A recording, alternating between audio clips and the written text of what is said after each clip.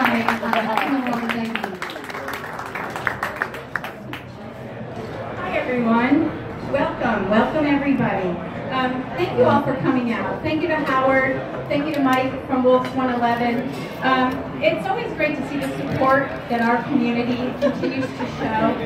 For those of you I have not had the pleasure to meet, my name is Tracy Lewis. Both my husband Randy and I get emotional. My daughter Sydney are both type 1 diabetics. My husband was late to the type 1 game. He was diagnosed in his early 30s, and with 3 small children, we really had no idea the effect it would have on the rest of our lives.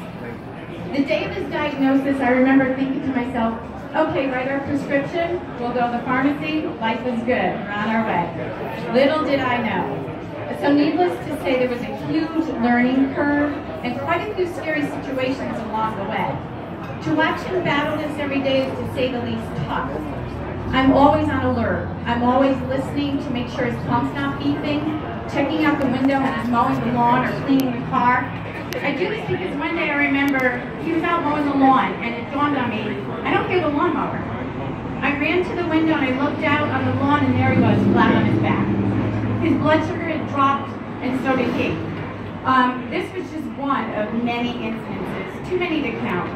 So the day we got the phone call that our daughter's pre-op blood work came back, and that we had to get her to the emergency room right away. Her blood glucose level was 749. It scared the life out of me.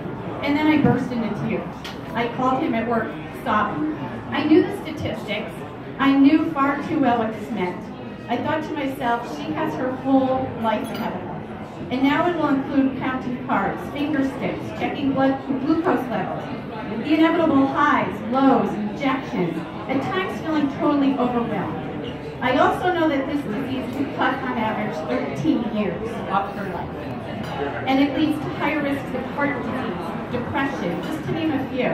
It meant fighting the same demon every day for the rest of her life just to stay alive.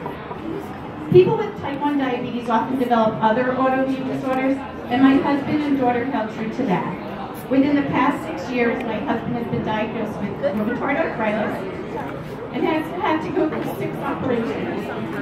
Sorry. Within the past year,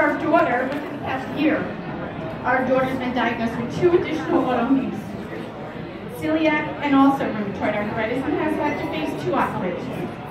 There are days between the highs, lows, stiff joints, RA flare-ups, and overall feeling despair. They find it hard to function. However, with your help and events like the tour, we've made great strides. The introduction of the continuous glucose monitor, for one. Just the other night, that alarm on my phone woke me up to alert me that my daughter's blood sugar level had dropped to a very dangerous level.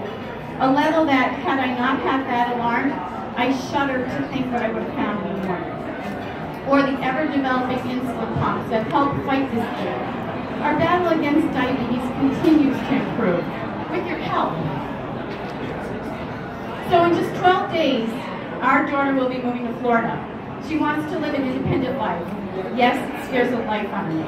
But with the advances that have been made through research made possible with the funds raised by events like the tour, and with your help, it will allow young people to live normal lives until a cure is found. Now, I know this disease is not for the faint of heart, and that's true.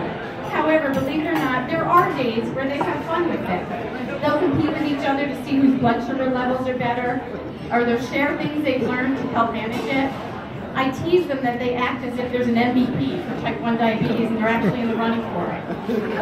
So from the bottom of my heart, I thank you all, and I urge you, make that last push for tour. Make one more phone call, send one more email on tour day. Let's do this, let's fight this.